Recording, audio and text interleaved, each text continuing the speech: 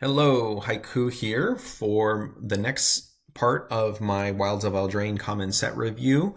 Again, this is the focused on historic and explorer pauper metas. So kind of I'll be evaluating those cards in that kind of light. So let's get started with the red cards. So Bellowing Bruiser is a 5 mana 4/4 with haste that also has an adventure that two creatures can't block. This is a pretty interesting card. I don't think it's quite there. I think both the adventure part is not quite good enough, and then the actual creature is not quite good enough. It's almost there. I don't think there's a big red deck either, so that kind of holds it back as well. So just not quite there. There is a Gruul deck that uses the Goblin and Narcomancer to make its cards cheaper and more efficient. And the fact that you get the bonus on the front half and the back half is sort of interesting, but that card has so much better choices. I think that this just gets crowded out by those other choices, and you wouldn't really want to play with that card play with this card in that deck. Okay, moving on to Bespoke Battle Garb, a 2 mana equipment that equipped creature gets +2/+0, and it's 2 to equip. But what's nice is you do have the celebration where you can equip it for free to a creature. So what's nice too is that on the turn that you get the celebration, you probably are putting in two creatures, or at least one of the creatures, so you can attach it immediately to that creature. So it's an interesting card. We do have a couple cards that get bonuses for the amount of equipment attached to them. And so this attaching for free is kind of pretty cool. And what's nice is we do have another equipment. So when you're thinking about kind of equipment that's going to go into the equipment deck, Battle Fist also triggers Constellation. So Celebration gets triggered by Bard Battle Fist, and it kind of goes into that kind of deck where it would utilize a lot of equipment on the same creature. The biggest issue that strategy has is it's almost just better just to play Ethereal Armor and just play an aura-based deck. Because you're not really planning on moving your equipment all over a bunch of different creatures. And so, just play with the auras and just go all in on the auras because they're a faster payoff and they're easier to protect. So, so it would be a consideration in the equipment deck. I don't think it's quite there because that deck is kind of outshined by a similar kind of linear strategy deck that is slightly faster and slightly stronger. So unless more equipment comes in, gets printed that also kind of ups the quality of that deck, I don't think it's worth it to go into that deck. So an upgrade for that deck to be sure, but I don't think that deck is a competitive, viable historic pauper deck. Cut In, just a removal spell, 4 mana to deal 4 damage. Unfortunately, 4 damage is so the two big cutoffs, I guess, are of toughness. Or I guess I should say the toughness in historic and explore pauper seems to go. The important cutoff is, does the creature have 1 toughness or not? And then the next cutoff is, does it have more than 3 or not? And then more than 5. And so the removal kind of wants to be at those levels. So dealing 4 is not quite relevant because it's missing out on dealing 5 to the biggest creatures that we have in historic and explorer pauper. And then it's also a little bit too mana inefficient to deal an extra point of damage, which you don't need.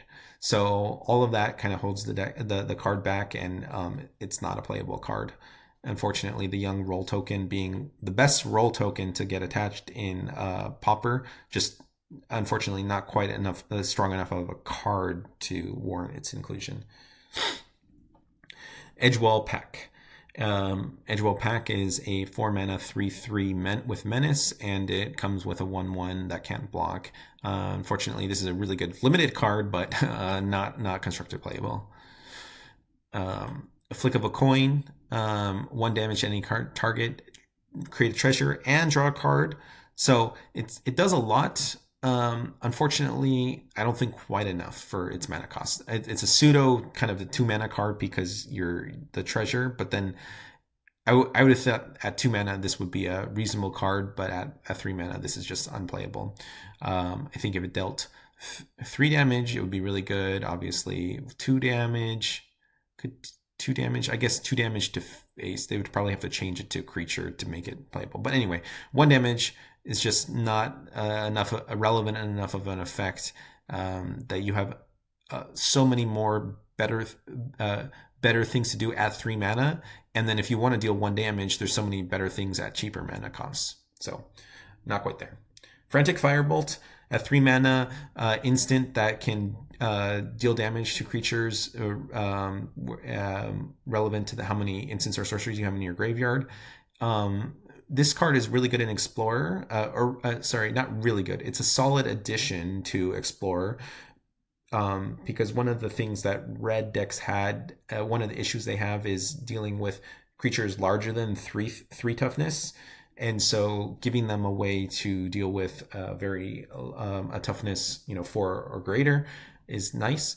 But in Historic Pauper we have red cards that can deal with larger toughness, so in there it's not really relevant. But in Explorer, this is a solid card if you're looking for that type of effect, a removal spell for a larger creature. Gnawing Crescendo, a 3 mana instant that's a an upgrade to Trumpet Blast or Burn Bright. Its creatures you control get +2/+0 until end of turn, which is great. To have a better effect of that. But then whenever a non-token creature you control dies this turn, create a 1/1 black creature. So solid card. Obviously, it's just going to change how people play against the Burn Bright deck.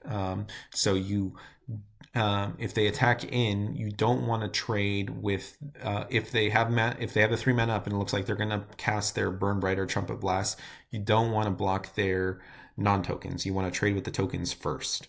And then if they don't have this up, then you definitely want to trade with the non-token.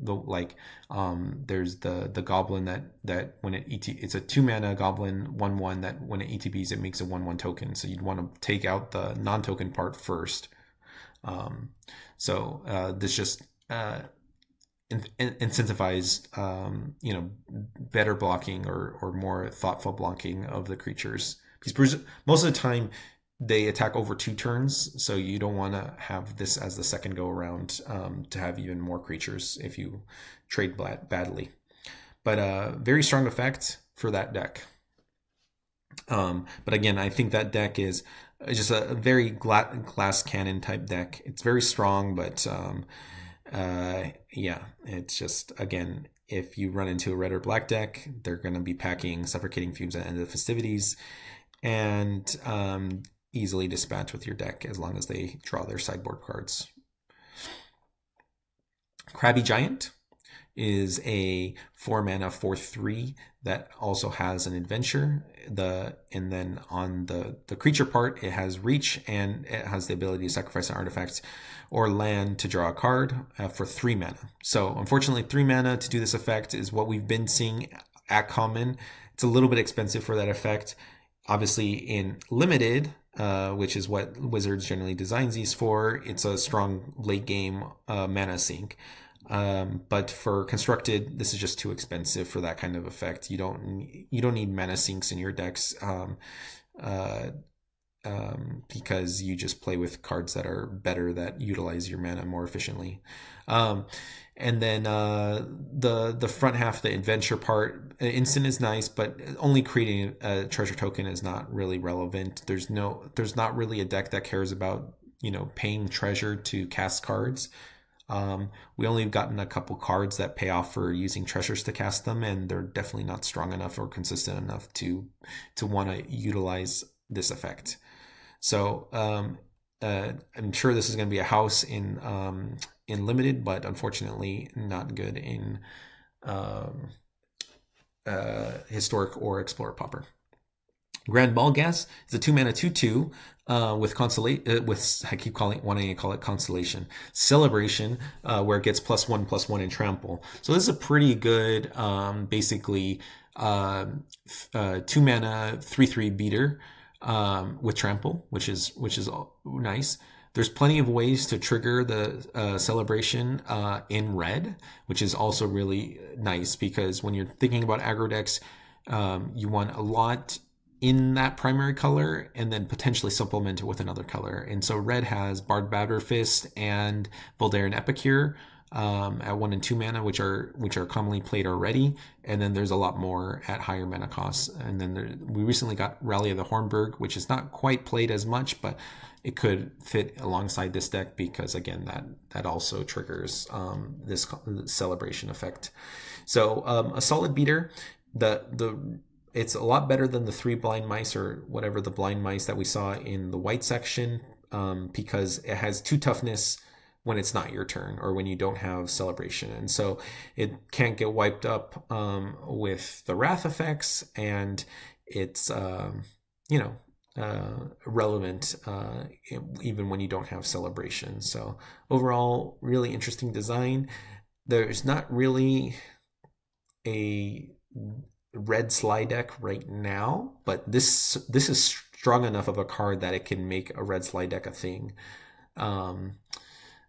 So like instead of red decks focusing on so much burn, they could play this kind of creature and focus more on just beating down and using the red burn spells as removal to clear the way and then at the very end of the game to finish off the opponent. So very interesting card. Again, the deck is not built or not played yet, but I could see it being another, pillar of the options you could go into red. Where red right now, mono red, you can go into Kiln Fiend, or you can splash multiple other colors to make the Kiln Fiend strategy a little bit better. You can play red burn, and you could splash a couple other colors to make, generally black, to make red base burn decks slightly better. And then maybe now this creates a red creature-based strategy, but not like Kiln Fiend, where it's all in on the creature, and this is just more efficient beaters that can really put the hurt on the opponent fast. All right, Harried Spearguard, a 1-mana 1/1 with haste, and when it dies, you get another creature. So red, we've only had a couple of these. The other one was the first striker from Amonkhet that amassed. And so this is much better than Amass because Amass makes itself, it doesn't play well with itself because if you amass twice, you don't get 2 different creatures. You just get an additional counter on the previous creature. So I think this is slightly better. And this would kind of fit into kind of what I was describing with the Grand Ball Gas as like a red slide deck that is just built on efficient red creature threats and to get the initial damage done and then finish off the opponent with burn. Kindled Heroism. This effect we've seen so many times. I think it's exactly the same, or maybe Scry 1 is Neo. Either way, this is not what you want.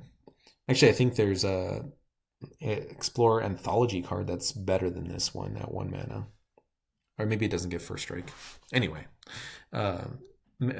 tricks have to be really, really good to see constructed play, and this is not really, really good. All right, moving on to Merry Bards, a 3-mana 3/2 with a kicker of 1. When you do, you can create a young hero roll. 4 mana. So at 4 mana to get it's a 3/2 that can potentially grow, or you can put it on a different creature and have that creature attack in and grow. It's interesting. I don't think it's quite there. Because if it's your only creature, it's pretty miserable, and if your other creature can attack, or if the opponent removes your creature in response to you targeting it with this, there's just too much that can go wrong with this card. The bonuses of this card is, young hero roll. I talked about how it's the best roll to be getting at common. is pretty good, and then giving you an enchantment for your bargain stuff is also nice, but unfortunately I think this is a little too weak. Moving on to Minecart Daredevil, a 3 mana 4/2. Well, it's an adventure card, but the 4/2 part is vanilla.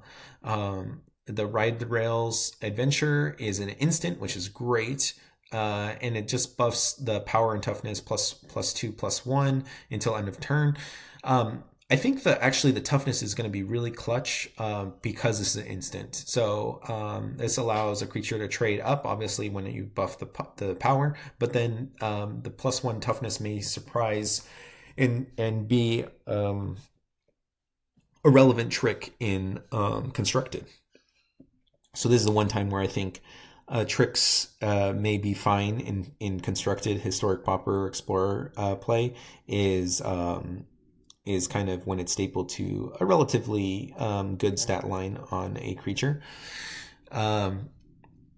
So where I think this power level comes down is it's going to be a borderline card in Explorer Pauper. I don't think it's there in Historic Pauper, and even Explorer Pauper, it's just like not quite. So very, very close in Standard Pauper. If you do end up playing Standard Pauper, this is probably a reasonable card to be playing. Moving on to Ratcatcher Trainee. It's a 2/1, or it's a 2 mana 2/1. And it has first strike as long as it's your turn, and it has an adventure of Pest Problem, which is an instant, create 2/2 black rats, which can't block. So this is a pretty good package of creatures for in total 5 mana for 1 card to get three creatures. They're all being 1 toughness is a liability. But it's improved by the fact that this is an instant speed. So you can put this in a Drago style deck and have an instant speed way to to create 2 1/1s if the opponent doesn't, if you don't have to cast your counters. But if you have to cast your counters, then you can save this for another turn. So you can, being able to add multiple creatures at instant speed is relevant for that deck. So I think overall this is an interesting card. I don't think there's a deck quite there that would utilize this, but it's definitely powerful. 3 mana, so moving on to Redcap Thief, which is a 3 mana 2/3. When it ETBs, it creates a treasure token. Unfortunately, not quite there. This is so much worse than the other Thief, which is Jewel Thief, which is a 3 mana. It's in green, obviously. Color pie differences matter. And if you're not playing green, and this is what you have access to with whatever, but just comparing in the abstract, it's 3 mana for a 3/3. With Trample and Vigilance, and it still has the treasure token ability. So that card is an all-star in our format. This card is not even playable, unfortunately. All right, Skewer Slinger, a 2 mana 1/3 with reach, with this kind of we've been starting to call it super first strike, so or pre-first strike. So whenever it blocks or it gets blocked, it deals 1 damage. So this is an interesting build around card. We've now had a couple of them come out with LTR and previous sets that now we have a pretty critical mass of these cards. And the latest ones, which they're really nice, is because they haven't had 1 toughness. So there are cards where they have 2 toughness, or this one has 3 toughness. This one also has reach, which is relevant. So the deck building ideas people have had to utilize a deck full of these cards is use the perpetual Death Touch creature on them. So then they always have Death Touch. So then they basically win every single combat. The other way to utilize them is with the cards You Are Already Dead and Mirrored and Avenged, which can kill a creature if it's been dealt damage this turn. So basically you attack in, they block, you deal this 1 damage, and then you can kill the creature before combat damage happens. And so you basically spent 1 mana and and cantripped removal spell at the cost of having to get your creature blocked. So this is the best of the cards because of the reach. He's one of the ways that got beat was you could just fly overhead, or you could just wait for removal. Well, now fly overhead is not an option. So you literally, the only way to beat this type of deck is to have the removal for the creature, and with this extra additional copy, you now have so many copies that they can't remove every single one of these type of creatures.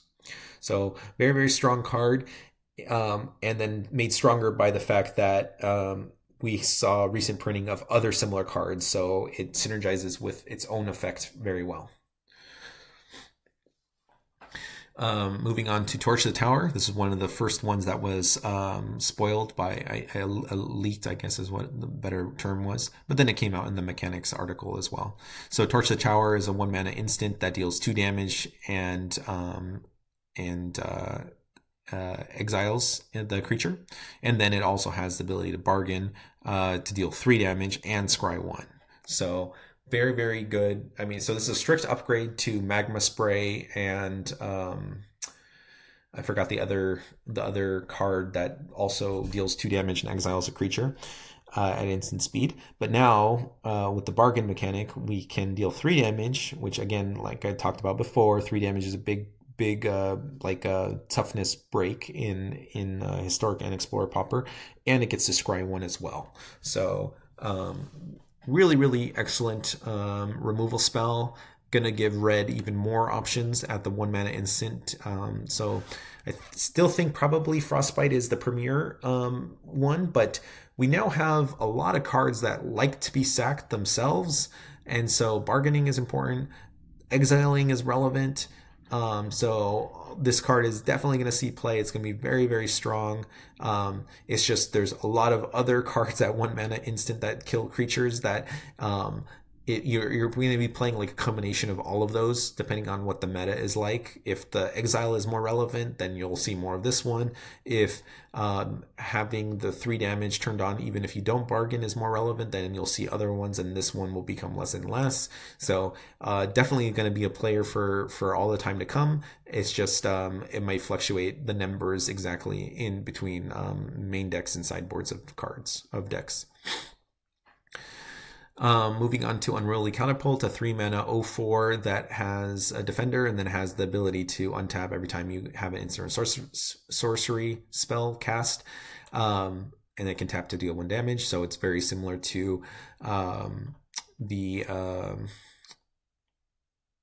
anyway, there's a 2-mana one that there's an 0/3 that has the same effect. This one, being an artifact, is a pretty big liability, and being a 3-mana is so much worse than being a 2-mana, and even the 2-mana one is not really that playable. Generally, you always want to max out on the Flame Breathers first, which don't really have, they have pseudo haste basically, because theirs is whenever you cast an instant sorcery, deal 1 damage instead of untap them, so they can just deal the damage directly. So already the 2-mana one was borderline. This one being 3-mana is completely unplayable, even though its stat line is slightly better at 0/4, just not playable. All of these cards are interesting. In the future, we could get a combo-oriented deck where you need the untap part, where the untap part is more relevant, but not yet. We don't have any of those. What is that card?